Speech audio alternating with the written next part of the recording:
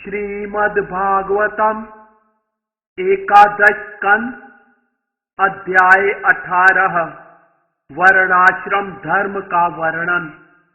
भगवान ने कहा, जो जीवन के तीसरे आश्रम अर्थात वानप्रस्थ को ग्रहण करने का इच्छुक हो, उसे अपनी पत्नी को अपने जवान पुत्रों के साथ छोड़कर या अपने साथ लेकर शांत मन से जंगल में प्रवेश करना चाहिए। वानप्रस्थ आश्रम अपनाने पर मनुष्य को चाहिए कि जंगल में उगने वाले शुद्ध कंद, मूल तथा फल खाकर जीविका चलाए। वह पेड़ की छाल, घास, पत्ते या पशुओं की खाल पहने। वानप्रस्थ को अपने सिर, शरीर या मुखमंडल के बाल नहीं संवारने चाहिए, अपने नाखून नहीं काटने चाहिए, अनियमित समय पर मल मूत्र त्याग नहीं करना चाहिए और दांतों की सफाई का विशेष प्रयास नहीं करना चाहिए। उसे जल में नित्य 3 बार स्नान करके संतुष्ट रहना चाहिए और जमीन पर सोना चाहिए। इस तरह वानप्रस्थ में लगा हुआ व्यक्ति तपती गर्मी के दिनों में अपने चारों ओर जलती अग्नि तथा सिर के ऊपर तपते सूर्य को झेलकर तपस्या करे। वर्षा ऋतु में वह वर्षा की जड़ी में बाहर रहे और ठिठुरती शीत ऋतु में वह गले तक पानी में डूबा रहे। वह अग्नि द्वारा तैयार किया गया भोजन यथा अन्न अथवा समय से पके फलों को खा सकता है। वह अपने भोजन को सिलबट्टे से या अपने दांतों से पीस सकता है।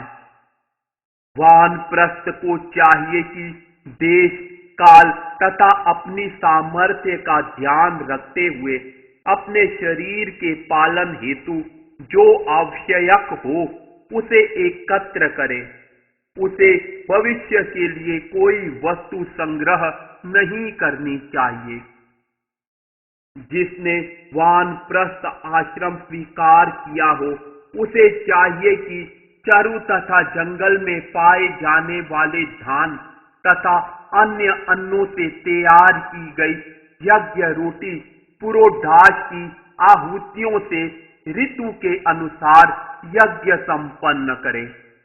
किंतु वानप्रस्थ को चाहिए कि वह मुझे पशु बलि कभी न अर्पित करे, यहाँ तक कि उन्हें भी नहीं जो वेदों में वर्णित हैं।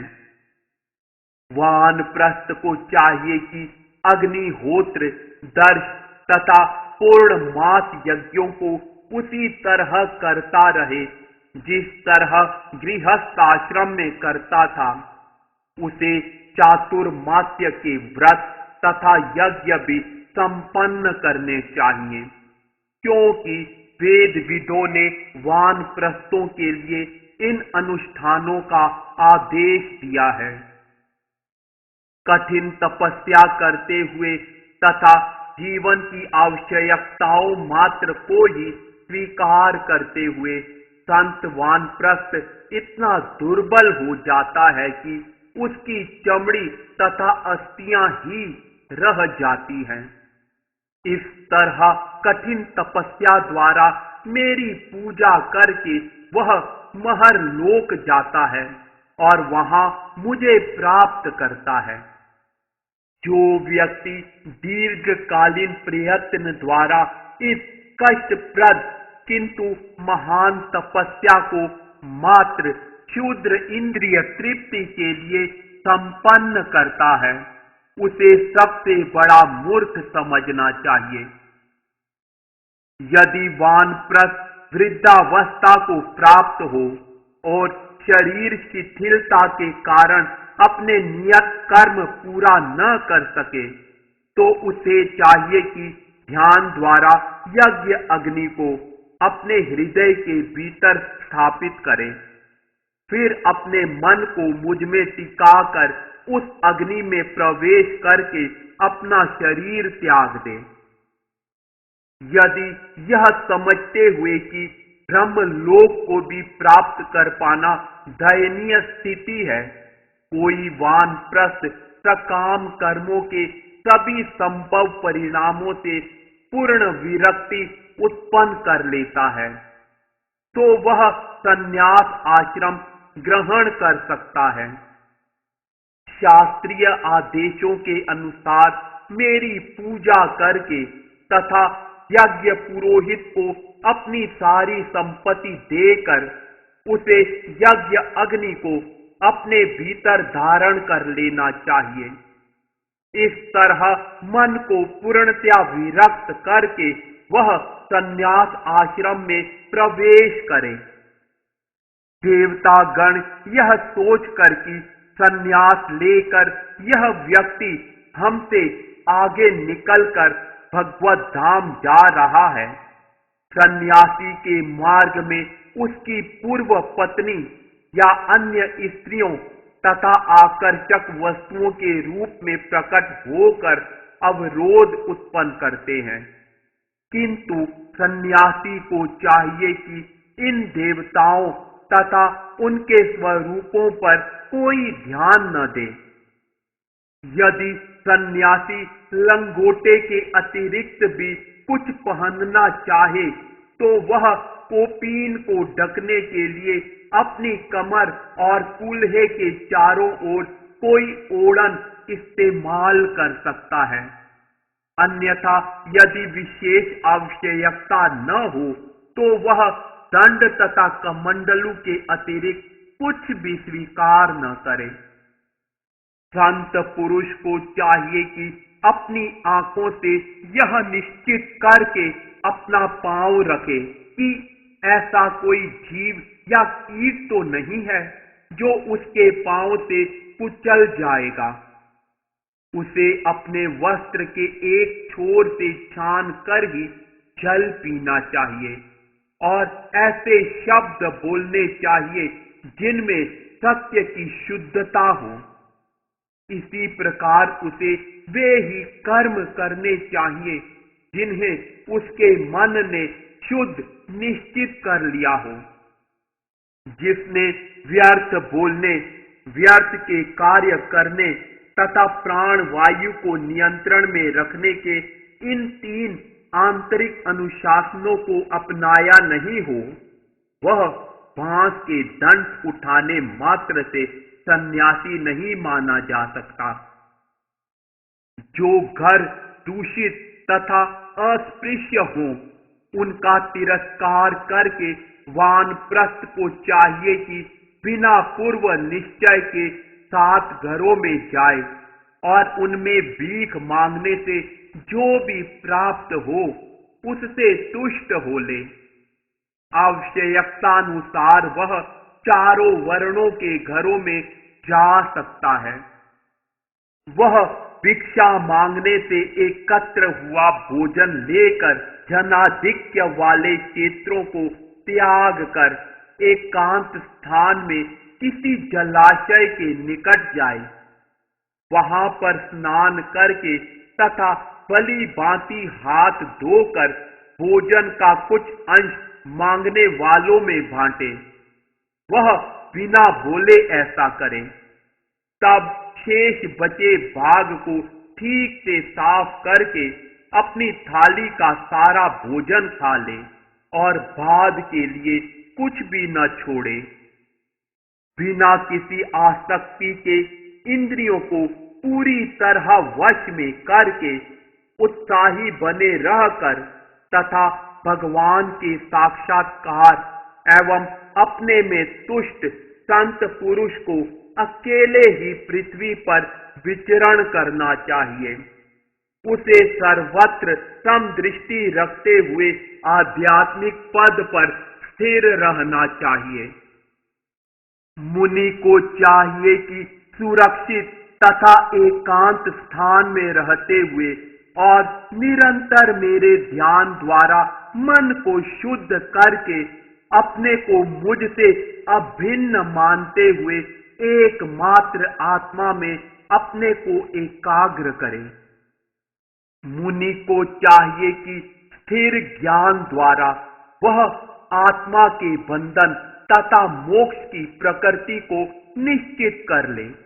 बंधन तब होता है जब इंद्रियां इंद्रिय तृप्ति की ओर चलायमान होती हैं और इंद्रियों पर पूर्ण नियंत्रण ही मोक्ष है। इसलिए पांचों इंद्रियों तथा मन को कृष्ण भावना अमृत द्वारा पूर्ण नियंत्रण में रखते हुए मुनि को अपने भीतर आध्यात्मिक आनंद का अनुभव करके शूद्र इंद्रिय तृप्ति से विरक्त हो जाना चाहिए। मुनि को चाहिए कि वह बहती नदियों द्वारा परिशुद्ध हुए स्थानों और पर्वतों एवं जंगलों के एकांत में घूमे। वह अपने जीवन निर्वाह के लिए भिक्षा मांगने के निमित्त ही शहरों, ग्रामों तथा चरागाहों में प्रवेश करे और सामान्य कामकाजी लोगों के पास जाए। वानप्रस्थ आश्रम में जीवन बिताने वाले को चाहिए कि वह अन्यों से दान लेता रहे, क्योंकि इससे वह मोह से छूट जाता है और शीघ्र ही आध्यात्मिक जीवन में सिद्ध बन जाता है। दरअसल जो इस विनीत भाव से प्राप्त भोजन से अपना पेट पालता है, उसका जीवन शुद्ध हो जाता है। मनुष्य को चाहिए कि उन भौतिक वस्तुओं को चरम सत्य के रूप में न देखे जो निश्चित ही नष्ट हो जाएंगी। भौतिक आसक्ति से रहित चेतना द्वारा उसे उन सारे कार्यों से विलग हो जाना चाहिए जो इस जीवन में तथा अगले जीवन की भौतिक प्रगति के निमित्त हों। मनुष्य को चाहिए कि तर्क संगतता द्वारा भगवान के भीतर स्थित ब्रह्मांड तथा मन, वाणी एवं प्राण वायु से निर्मित अपने भौतिक शरीर को भगवान की माया शक्ति का ही प्रतिफल माने। इस तरह अपने में ही स्थित होकर उसे इन वस्तुओं से अपनी श्रद्धा हटा लेनी चाहिए और उन्हें फिर कभी अपने ध्यान की वस्तु नहीं बनाना चाहिए। ज्ञान के अनुशीलन के प्रति समर्पित तथा बाह्य पदार्थों से विरक्त हुआ विद्वान, अध्यात्मवादी योगी या मोक्ष की भी इच्छा से विरक्त मेरा भक्त, ये दोनों ही उन कर्तव्यों की उपेक्षा करते हैं जो बाह्य अनुष्ठानों अथवा साज सामग्री पर आधारित होते हैं। इस तरह उनका आचरण विधि विधानों की सीमा से परे होता है। सर्वाधिक ज्ञानवान होते हुए भी परमहंस को चाहिए कि मान अपमान को भुलाकर बालक के समान जीवन का भोग करे। परम दक्ष होते हुए भी जड़ तथा अकुशल व्यक्ति की तरह आचरण करे। परम विद्वान होते हुए भी विक्षिप्त व्यक्ति की तरह बोले तथा वैदिक विधियों का पंडित होते हुए भी अनियंत्रित ढंग से आचरण करे। भक्त को न तो वेदों के कर्म कांड अनुभाग में उल्लिखित सकाम अनुष्ठानों में लगना चाहिए, न ही वैदिक आदेशों के विरुद्ध कार्य करके या बोलकर नास्तिक बनना चाहिए। इसी तरह उसे न तो निरतार्किक या संशयवादी की तरह बोलना चाहिए, न व्यर्थ के वाद विवाद में किसी का पक्ष लेना चाहिए। संत पुरुष को चाहिए कि वह न तो किसी के डराने या विचलित करने से डरे, न ही अन्य लोगों को डराए धमकाए।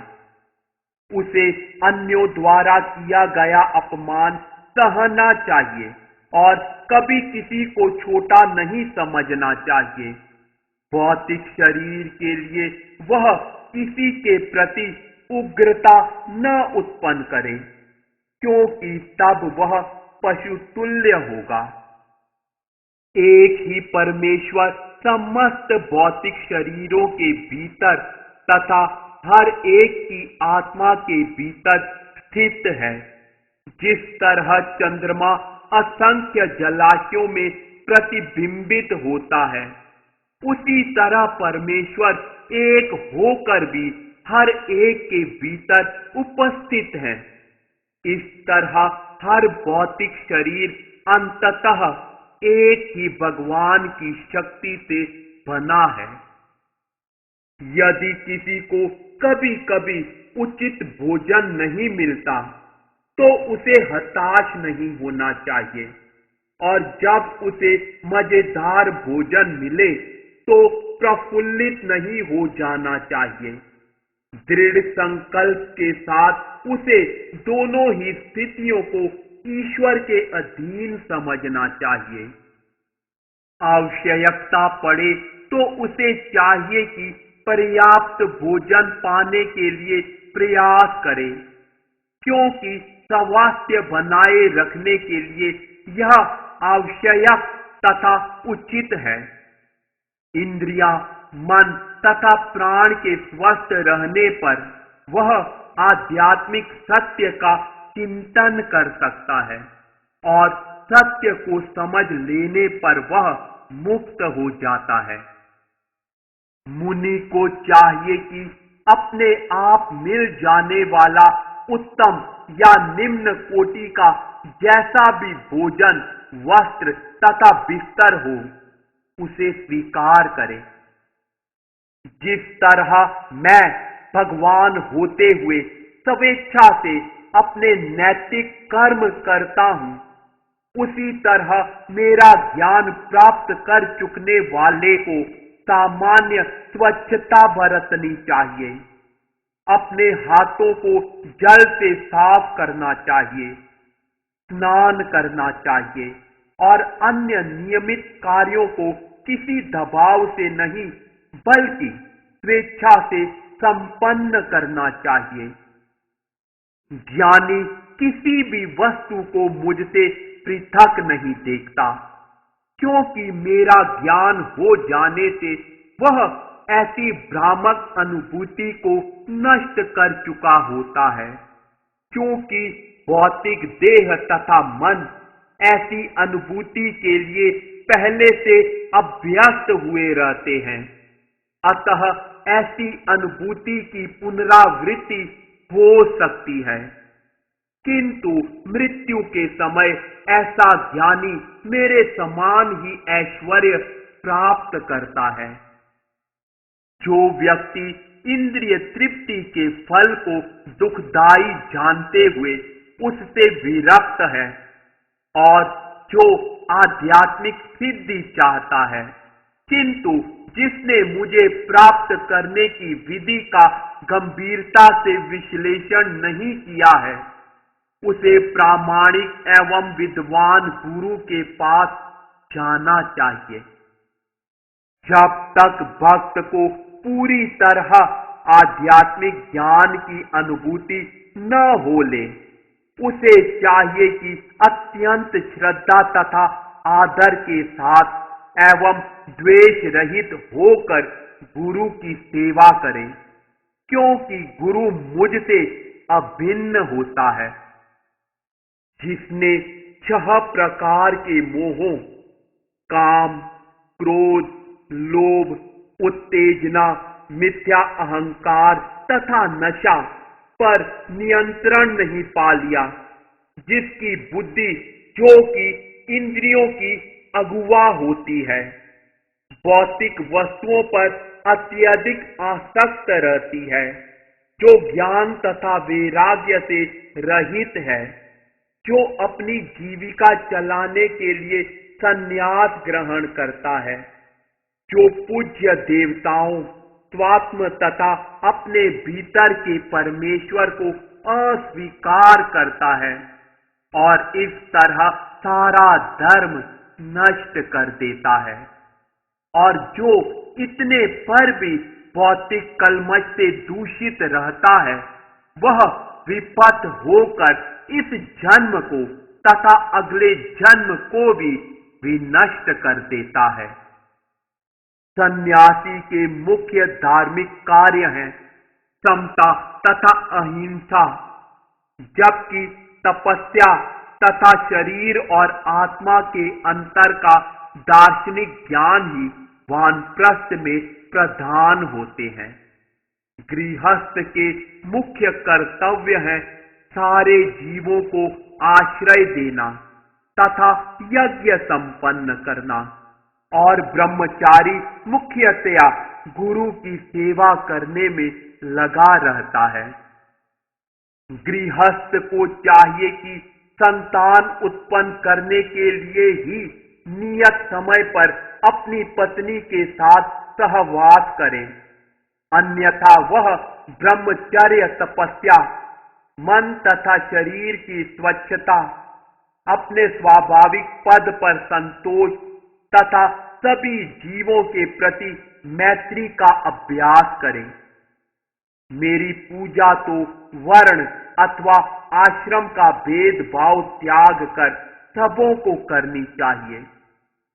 जो व्यक्ति अनन्य भाव से मेरी पूजा करता है और जो सारे जीवों में मुझे उपस्थित समझता है, वह मेरी अविचल भक्ति प्राप्त करता है।